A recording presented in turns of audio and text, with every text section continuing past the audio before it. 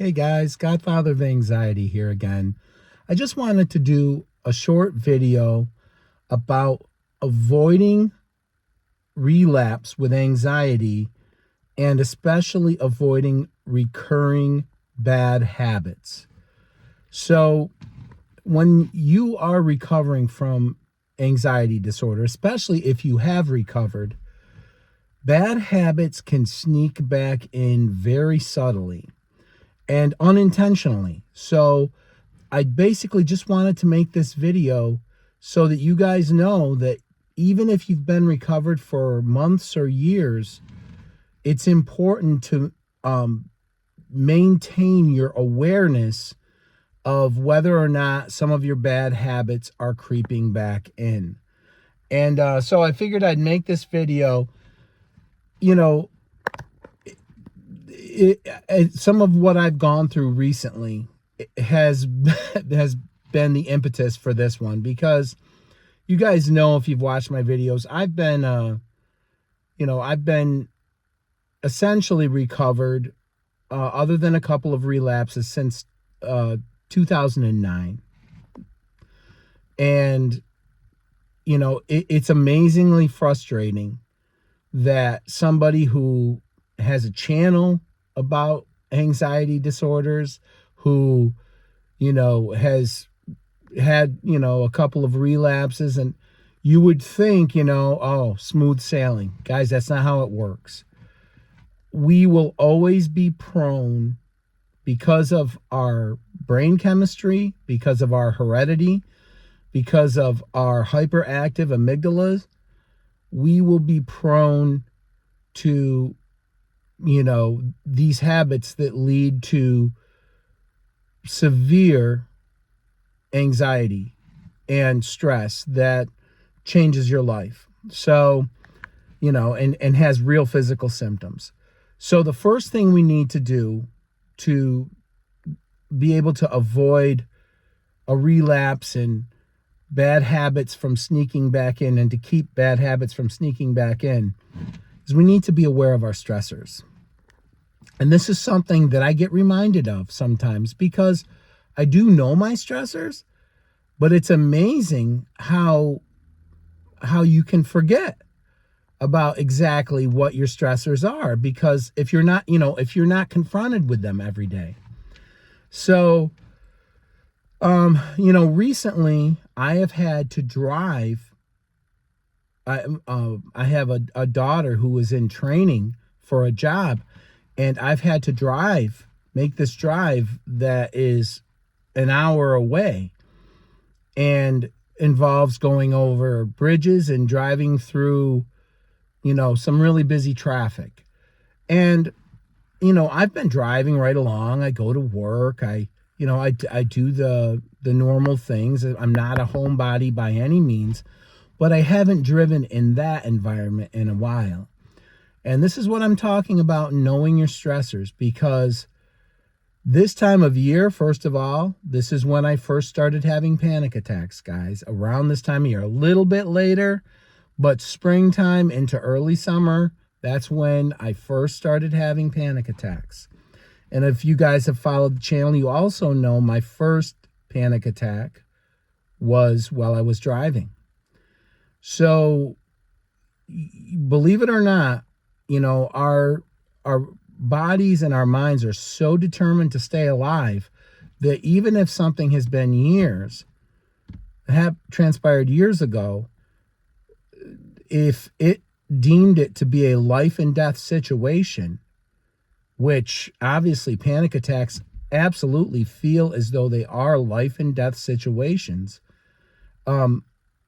you'll remember that, and they will be triggers. This is where we're getting about knowing your triggers, knowing what is, going to trigger your stress. So here I am, I've been fine, has my stress been elevated? Sure. And I could make, 5-hour-long videos, and I'm sure a lot of you out there could as well, about various stressful things that have happened in the last, year or so, couple of years. But I've been carrying on fine, work's going okay. And, life is going by. I think nothing horrific, going on. And here I am, all of a sudden this seemingly small thing where I have to drive for, an hour, which is longer than I've been driving with any regularity. And I have to drive it in an environment where, the traffic's bumper to bumper, you know, and there's bridges, which again, guys, bridges trigger me. I have no problem telling people that. So, and also, I've had panic attacks on in this specific environment, in this specific city. I've had panic attacks before while I was driving. So, and our minds always remember places where we've had panic attacks. Remember, that was a life and death situation. To your mind, that was a life and death situation. So it will not forget. And when you're, on your deathbed and you're 90 years old, you will remember those things. It was a way to keep you alive. So it's a way to keep you alive.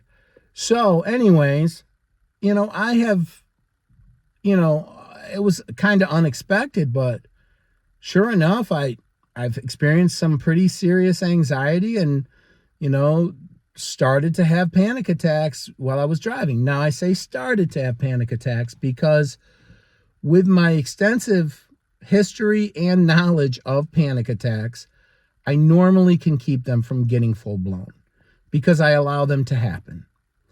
I don't fight them. Fighting a panic attack, which I did for the first several years I had panic attacks, is a nightmare that will only intensify the feeling of death and imminent doom. Guys, don't do that. I'm telling you, I know you feel like you're going to die. You feel like you're going to separate from your environment. You're fading away. You may have intense pain. Some people experience pain. I never really did. I would get a flutter in my chest, and then it was like, oh, you're dying. You're dying. And they call it impending doom. Guys, you feel the same way someone feels when they fall from a height or, right before the guillotine comes down on your neck or you're hanging. It is a death simulation. Panic attacks are no fun. So anyways, but I started to have a couple while I've been driving. And I've, this is something that I want you guys to be aware of. Sometimes we slip into a bad habit. What's the bad habit that I've slipped into? I haven't been driving enough. I allowed the winter in my circumstances to keep me, in basically this routine where I'm mostly just driving to work or maybe just a short. For me, I need to keep stretched out driving. If I don't, I can have a panic attack going, for a 2-mile drive. If I get stuck in the left lane and there's cars around me. So I have to continually stretch out or that anxiety will creep back. So, this is the kind of thing we get into habits, and some of them, like I said, it's basically just been because of the winter. This has been a horrible winter in upstate New York. So absolutely, that's played a major role in why I have gotten out of the habit of driving very often other than for work. So this is just something to keep in mind. Also, the thing that the next point I wanted to make about bad habits is how subtly they creep in. There's another bad habit that I have subtly allowed to creep in that has become magnified because I'm having to drive a distance, and that is my sleep. If I don't get sleep, I will struggle with anxiety. I will be way more prone to have panic attacks, racing thoughts. I'll be way more prone to have a temper. Guys, pay attention to your behavior when you don't sleep. Even neurotypical people. There's a number of physiological changes that occur. You start to process In a very short time, you start to process sugar like a diabetic. Even a healthy individual does. So you're more apt to put on weight. You're also going to be a slave to your impulses. If you're impulsive, so when you're really tired, you probably just crave, food or sleep or, some other, base urge. So that's pretty much how that works. But I have allowed my sleep habit. When I switched jobs in September, I haven't ever gotten completely acclimated to this new schedule. And then on top of it, what did we have, guys? Daylight savings. We have the clock switch. And now, for a neurotypical person, this is a slight inconvenience. Oh, I'm a little tired today. But for us, guys, we're such victims of routine and habit, and we're so allergic to change, that things like this can have an impact. And sure enough, between all of a sudden finding out I was going to have to, drive my daughter to work in, an hour away for a week and a half while simultaneously going to my job and working, that combined with not getting sleep, and it put me in a position to really experience a lot of stress.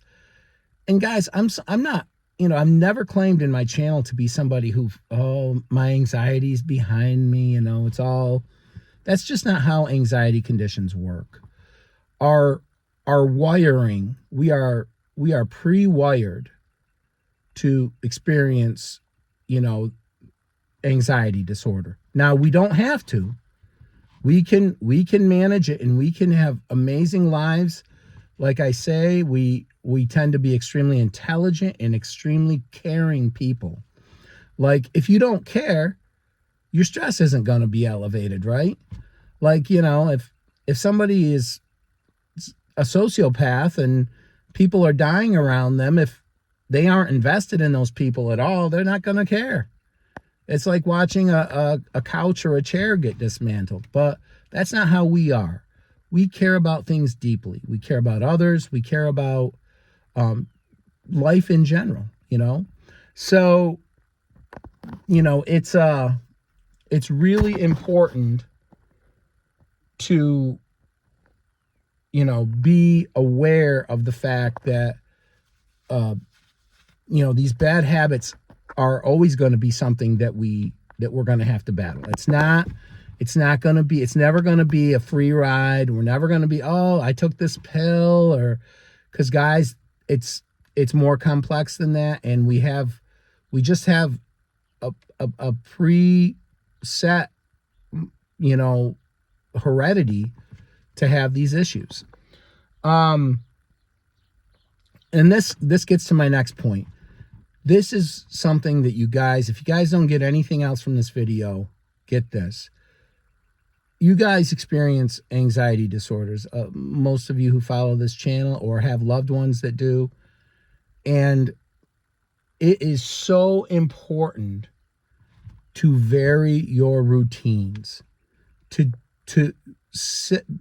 construct your life in a way where things are varied.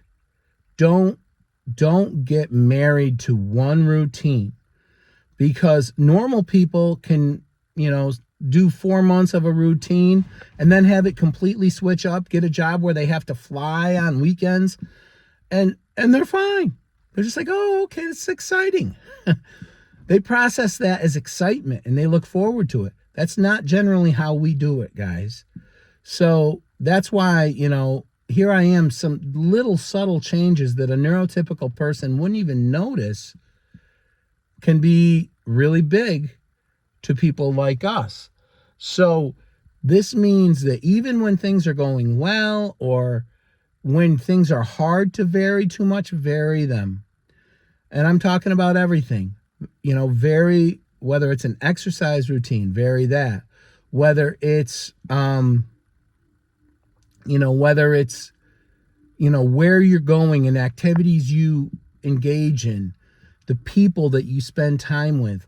Vary this up as much as you can, because you need to be able to adapt to change. That will keep you from relapsing.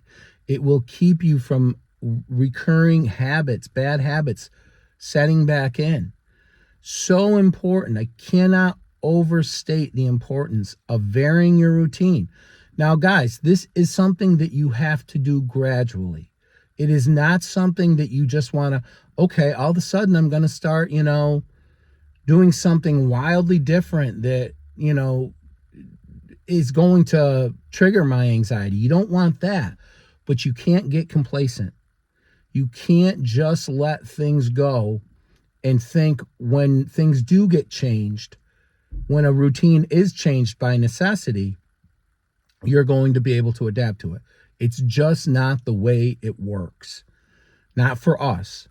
So vary your routines. Embrace change. Change is a good thing. First of all, it's inevitable, right? If you guys know a way to keep things from changing, let me know in the comments. But life is about adapting to change. From the time you're a child, a baby, a child, right on through, we're always adapting to change. Whether it's people that come into our lives or leave our lives, whether it's our jobs, whether it's family, the way our families are constructed. We go from being children to parents and empty nesters and all these different things. We have to be able to adapt to it. So make sure that part of your, lifestyle, part of your routine is varying your routine. Very, very important. And I just want to stress that. And then the last point I wanted to make in the video was to be aware of when your stress is elevated. It's really important. So, like, I have tells. Like, if my temper starts getting crazy, if all of a sudden when I'm driving, I'm getting impatient quickly, things like this tell me, your stress is up. And also, the racing thoughts, right? When how quickly I'm able to go to bed lets me know too how high my stress is. Because if I'm really stressed out, I'll have a fan on, I'll have all this noise in the background, and I still will just not be able to get to sleep. So you have to be aware of when your stress is elevated. Now, when your stress is elevated, you still want to vary things, you still want to stretch out, you still want to change your routine, but you got to be very careful to do it in a very incremental fashion, because you don't want to have a full-blown panic attack. You don't want to, have a relapse. So if your stress is elevated, that doesn't mean lock yourself in a room, quit your job, and leave your family. That means, okay, try to do things to get it down, which has to do with making sure you're breathing correctly, belly breathing, making sure you're getting your rest, making sure you get your exercise, and making sure that your diet's not out of control. Because in my experience, any of these things being out of control, you will not be able to manage stress. It's, look, I just had a little interruption here with sleep, and it affected me. It affected me to the point where I started to have panic attacks while driving. So guys, be aware of when your stress is elevated. If your stress is elevated, you have to find the happy medium of not just being reclusive and quitting on things, but also not, going skydiving. You want to find a real happy medium, and you want to lean towards less when your anxiety is really high.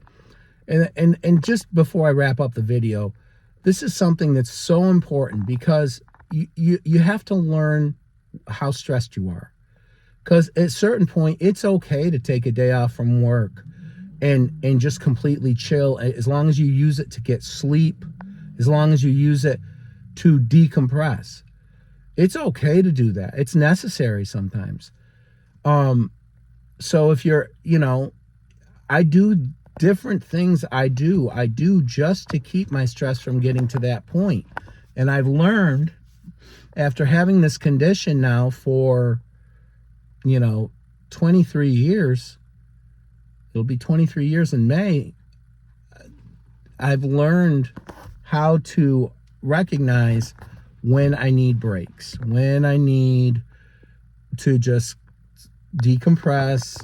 Even my wife and my family, I'm very blessed in that way. I'm very fortunate that I have people who will work with me and accommodate me when they know that I'm just, when my anxiety is getting a little high. So, and this is an amazing thing to have around you. You guys will need to have people around you who really love you and care about you. This is important. People that aren't there for what they can get from you, but people that are there because they love you. And this has been instrumental in keeping me recovered, having that support system at home. Anyways, that's about all I wanted to say in this video. Just make sure that you don't let subtle bad habits creep back in so that you end up getting blindsided with change. And because of my recent experience with this, I said, you know what? I'm sure I'm not the only one out there who thinks they're doing well, and then all of a sudden they've kind of gotten into this same routine, and then something changes and they're like, all of a sudden they start having racing thoughts, or palpitations, and their muscle twitching goes crazy. And guys, what I know, that I'm talking to people who are going through these same things. So anyways, that's about all I wanted to say. I will have other videos coming up very soon.